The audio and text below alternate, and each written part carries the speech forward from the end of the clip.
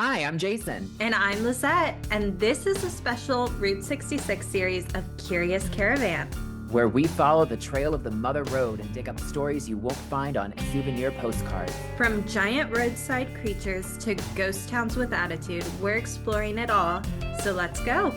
Well, welcome back to another episode of Curious Caravan. Lizette, this is an exciting new series we're doing, celebrating Route 66 with its 100th anniversary coming up here in 2026.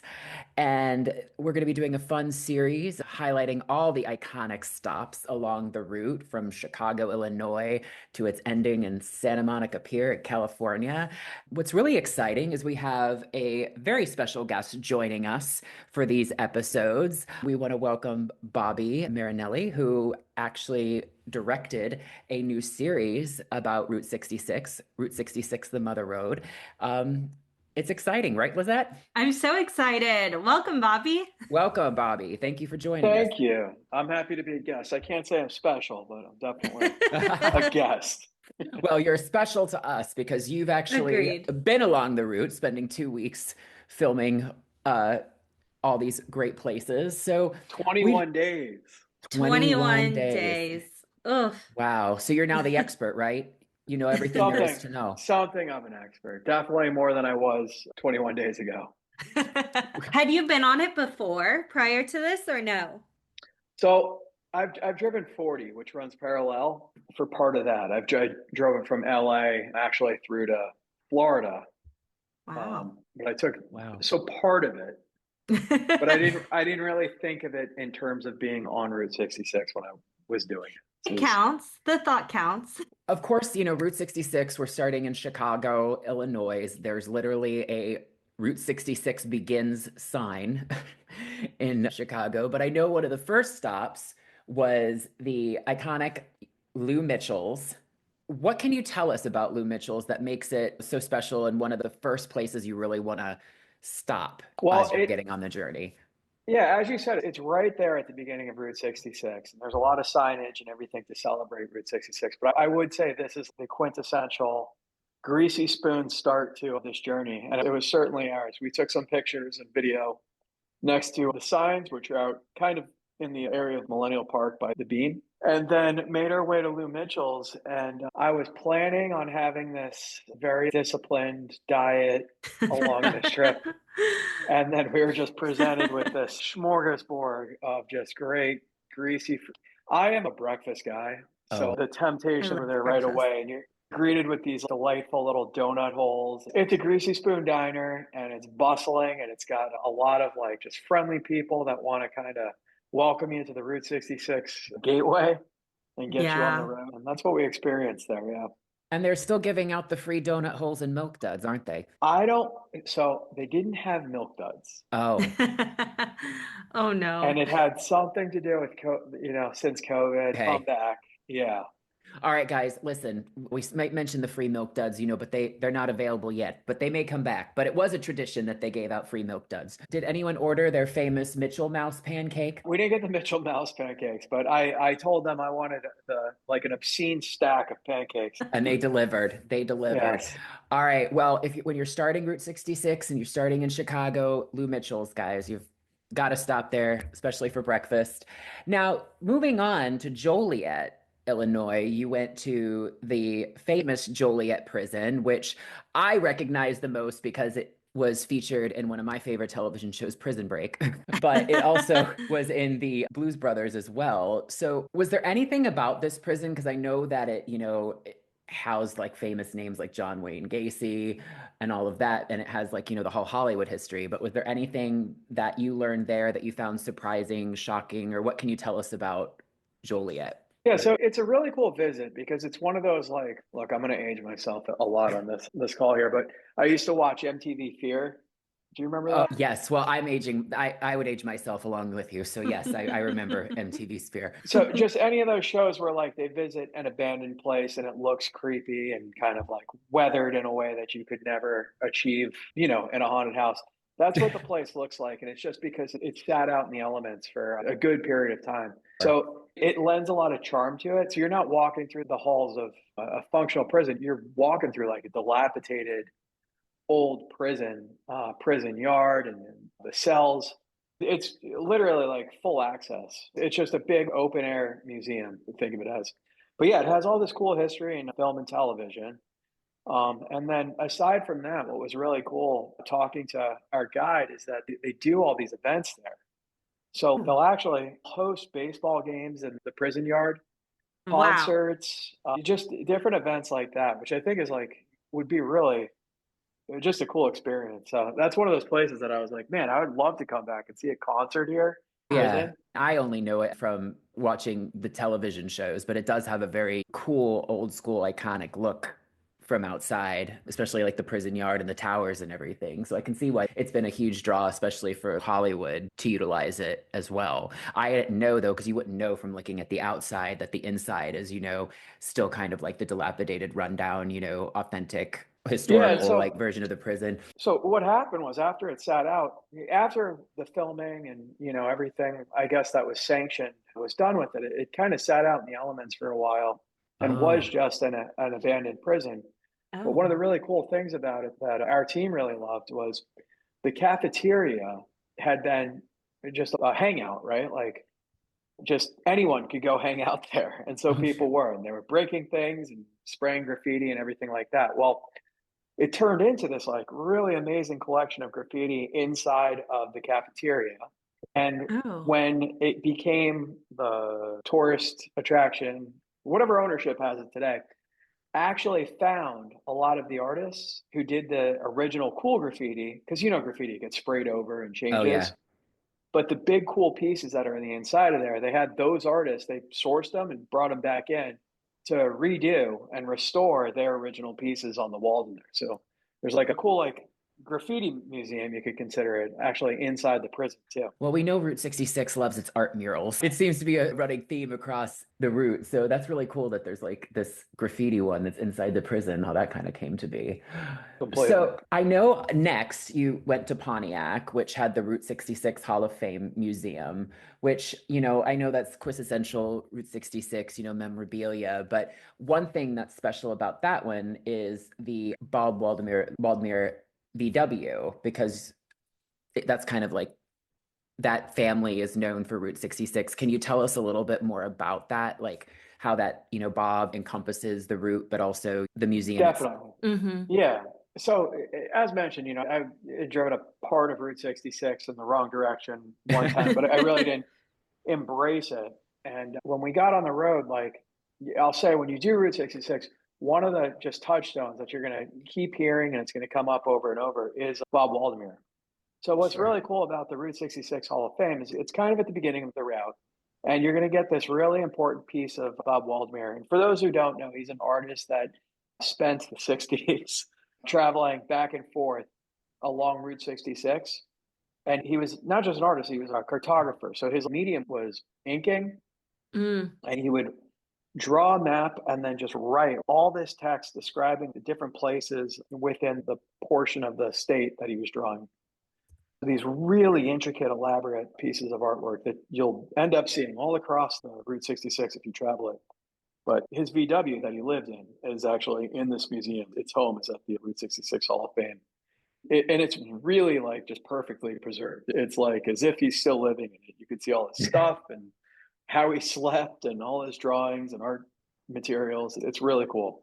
And one kind of cool side note for that is that was the inspiration for the Fillmore character in Pixar's Cars, was that microbike. Very famously. And Bob stood to make a lot of money by lending his appearance or personality to that character and turned it down because of McDonald's endorsements. And Oh, yes, and everyone along Route 66 will tell you that story also. so moving on to a new museum from the Route 66 Hall of Fame, it's the American Giants Museum. I know you stopped there in Atlanta, Illinois, which that is the ultimate tribute to the Muffler Men. And for people who don't know, Route 66, one of the iconic features is these roadside statues that are super tall. You've got the Texaco Man, you've got Paul Bunyan holding a hot dog. There's so many different ones, but I know that this museum specifically was kind of like a collection and celebration of these, fiberglass roadside figures. What do you think? Like, what makes these so popular, do you think, to Route 66? And was there anything about the museum that stood out while you were there? Yeah, I mean, the Giants are really the iconography of Route 66, at least the east portion of it.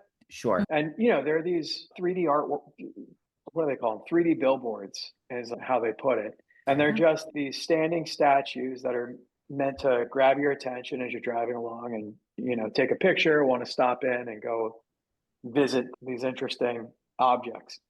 The Giants Museum is really cool because it's not just like a permanent collection. They actually rotate a lot of these giants out. They work with a fiberglass restoration company that finds these giants, restores them, repaints them, and makes them look like brand new in the state that you would have found them if you were driving earlier on Route 66. So it was really cool. Another thing that you learn along Route 66 is like, I think we all know there's like Marvel maniacs and people who are like really into a sports team and things like that. There's people who love Route 66 and are just so passionate about it. And then some subcategories of people inside of that. And there's some people who are really passionate about these giants and know their history and where they came from and how many of them were made and how they were created in fiberglass. This is one of those places, like the people who run this museum really care about finding these things and preserving the history and stories of these giants. Wow. They definitely listen. So, if you're on Route 66, these are the perfect photo op Instagram story type of features to hit up because I always see them, 100%. they're, Route 66, you got to pose with the giant hot dog.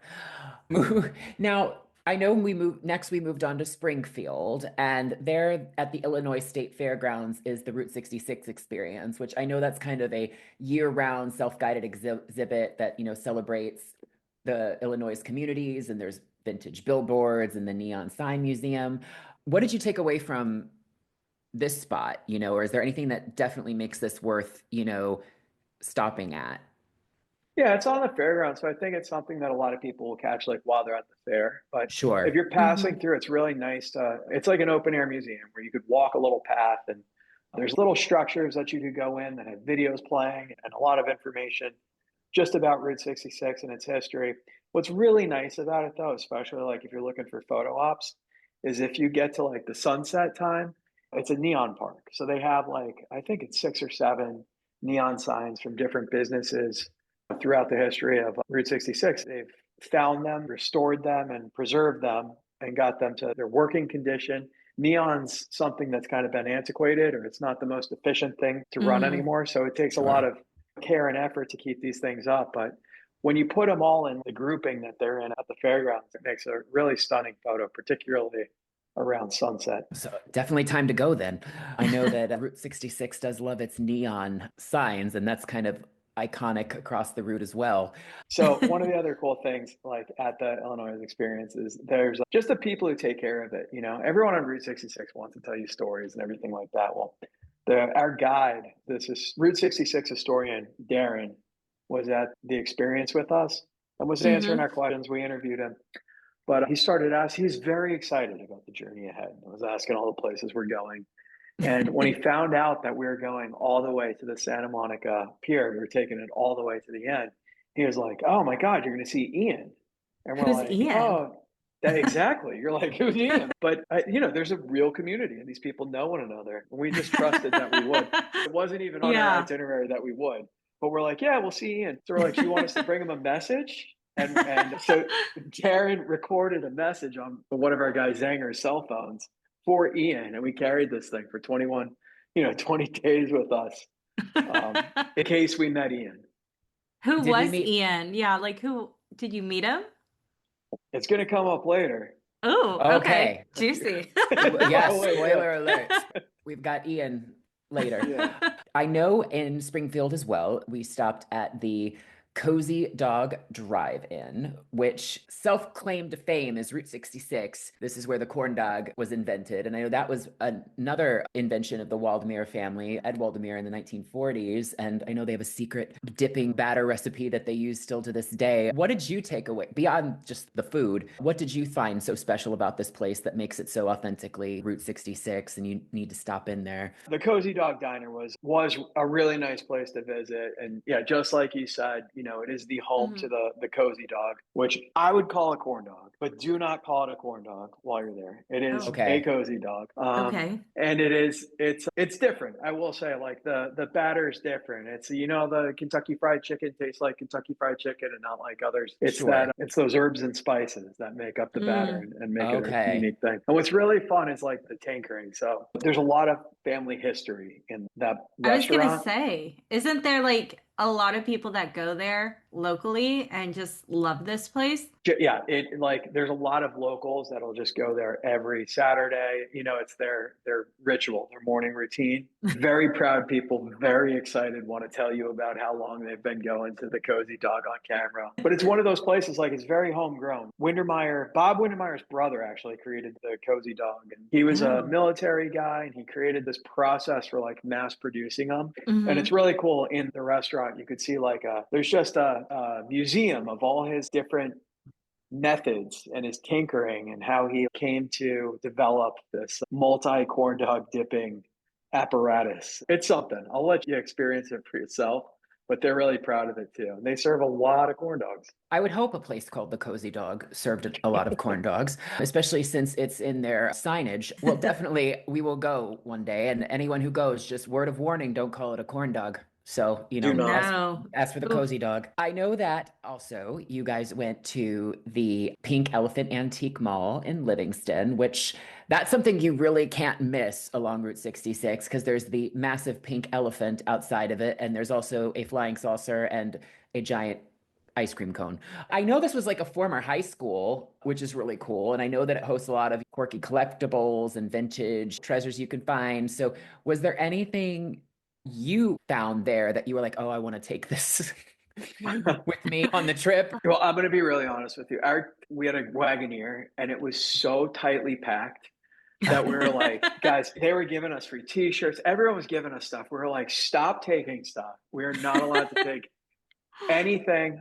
But we did get these little, they were the smallest things. We got 4 toy soldiers that we wound up putting on our dashboard, like literal plastic army men. And those were our mascots. Mascots for the trip. They're going through the journey with you. I liked this one a lot, honestly. It looked like an antique shopping mall. It 100% is. It's a whole like a maze of stuff. So it's kind of like a museum where you can walk through. It actually made me feel really old, to be honest, because like I never thought antiques were like things from when I was growing up, but like that was all the stuff, and the McDonald's toys, like just all kinds of stuff that I grew up with. I do not. Well, Lizette, you're a little young for this, but they had these, they had these toys that were like the cheeseburgers and other food items, and they literally would like, just like a transformer can like transform into like an action figure. They literally transform into an action figure. They were really cool. I had Egg McMuffin. I know. Guys, I'm going to have to go to this place and find it just to be able to relate to that one. Yes. Well, they've got it. I don't want to brag. We also got to sit on top of the pink elephant, but that was like a special privilege that they gave to us. Oh, exclusive. I am actually 100% jealous. I would want to do the same. It was impressive. A little sketchy too. It wasn't the safest thing, but we did. No one got injured. I gotta say this, dude. The family that ran that place was just like such a trip. We did our interviews. We saw the antique malls. You get toffee and the candy shop and ice cream and the diner. And, we had an itinerary to follow. So we're like, all right, well, we'll shoot the food. We'll film the food, and then we got to hit the road. And they're like, well, can you do the haunted house? And we're like, the haunted house? Exactly. We're like, what's the haunted house? And the thing was, it was like, we're being practical about it. We're like, well, this being like a evergreen, this being a piece of media that's going to, be on the internet all year long and not just around Halloween. Like, it doesn't Mhm. really make sense to film anything like that. But thank you. And they're like, please, you have to do you have to see our haunted house. So, the guys are packing up our camera gear and everything like that. I'm like, guys, listen, we have to just like respectfully go see this haunted house. We don't have to film it, just like see what they did. They're proud of it. So Yeah. the Was guys are it like, all right. was it a good haunted house? Well, so here's what I'm expecting. It's just like, walk through the back of the place and they got some mazes and things like that. But they lead us around the back of the school and in through like a side door. And then Oh. we're just in a full on pitch black haunted house. Just me and my crew of four, just four guys alone now. Like, all right, this is like, what's going on? And they took every single opportunity to scare us. You would have thought there was 30 people scaring us in this haunted house, but it was just like the three hardest working employees of the haunted house Oh, that's running funny. every nook and cranny. And I'm not lying, we were in there at least 20 minutes trying to find our way out, literally terrified. Oh my Uh, Oh, goodness. so they definitely lived up to the haunted house reputation. Expectation. Yeah. I, So much so. If you're there in October, you have to do their haunted house. I'm telling you, like, we came around one corner and the woman who we had this timid interview talking about antiques, and now mhm. she's strapped to the ceiling, flying on a harness. Like, I've never seen anything like it. It was absolutely bizarre. And I, for at least half of the time in there, thought like this would make a really good horror movie, but we would not survive it. The four boys on the road in a Wagoneer. You're like, They and this is our end. they went into the haunted house and were never seen from again. Uh, It Exactly. that's sounds fun. like they wanted to just scare you. It I Oh, think they that's reveled in scaring us. It was like the greatest thing they did. definitely then check out the haunted house if they suggest it, or I don't know, maybe don't. Could go either way. Now, to end this episode for Route 66 and let Illinois go out with a bang, I know that you attended the Mother Road Festival in Springfield. Apparently, a lot of fun. I know that you've got a parade, you've got the burnout competition, there's bands, there's food, classic cars, all of it. So tell us about this festival and what makes it, so awesome, but why someone would want to, I mean, apparently, you would want to plan a vacation around it if you're going yeah. along Route Totally. 66. Yeah, Springfield's a very proud community, and they love their Route 66. I know they're planning a giant thing for the Centennial next year, but their thing is like, come stay 2 nights in Springfield. There's plenty to do. Great restaurants. We couldn't have honestly like the timing of this that we were there for the Mother Road Festival. It was really perfect, and we couldn't have planned it better. It's a big like just festival. It had everything but the parade, but they had better than a parade. If you're into classic cars, like they're just every block is lined with mint condition, perfectly maintained classic cars. And the owners will just sit there and tell you all about them. The real treat was this Burnout Festival, which was like nothing I've ever seen in my life. Oh man. I actually have never experienced a burnout festival. So I'm curious. I bet it's super loud too, and everyone's going nuts. I mean, I I'm from Florida. A burnout's a completely different thing in Florida. It's I can only imagine what Florida does with their burnout festivals. Now, did you the, you got to experience the whole festival, like, right? You got to see not only that, but I mean, did you see the parade and get to experience any of the vendors and music and everything while you were there? yeah, the vendors, the musicians, it was really a great like just day. So much to do. But so the burnout festival portion of it was like that's the thing that you want to time and to be there for. And Mm, it's the whole town just gathers and all the visitors and everything around one city block. And there's a parking garage on one side of it. So it's actually like your audience is vertical. So you have all these mm. people lining the parking garage and all in a big circle. And then in the center, people bring their cars up and they have a plate of steel that's like attached to the road and a guy with a hose that hoses it down, and then they just park a car right on top of that plate and just rev their engine and run their wheels on it. And we didn't know what to expect. We had like this great access because we were allowed inside of the circle with our cameras. But like, I'm telling you, smoke bellowing that it filled this entire city block and up into the sky. Probably not the best environmental But such a spectacle to see. The visuals are just incredible. I'm not a good photographer. I have other Mhm. jobs on set, but I took the coolest photo I've maybe ever taken in my life. Just like different shades of smoke coming out of this classic hot rod out of the back. The other really crazy thing is just the characters that are in the Burnout Festival because you get to meet them and they line up and take pictures and everything. But there was a young guy who had a girlfriend in the car with him, and they got out and got engaged in front of everyone, which was something really fun. And then she didn't win this year. It was last year's winner, but this woman's named Hot Rod Granny, and she's like a 90-year-old woman with white hair that just burns rubber like you wouldn't believe. Well, She's living that's the fun. dream. Yeah. Man, everyone look out for Hot Rod Granny. And definitely next year seems like that would be the year for the centennial to go. So I would just ask in terms of Illinois being the first leg of this route, you know, being like kind of your kickstart to Route 66, in general, what stood out to you about Illinois? It starts off in Chicago and you're in a big city, Mm. but then you get on the road. We're excited. It's the start of our trip, and you get on the road. And like the first vista you see is just like classic Midwest cornfields, charming Mhm. little Sure. red barn farm and Yep. blue skies. And we're like, oh my God, like get the camera out. We had a little like a gimbal camera that we kept in the center console so we could so we could capture like our driving stuff. And we'd Mhm. be like, get the camera out, and pull over and be shooting these farms. But it is just like one beautiful agricultural vista after another through Illinois. Like that's really when I think back, that's what you picture. It's just these cornfields and these perfect like landscapes. I gotta Well, ask, what was your favorite spot of all of them in Illinois?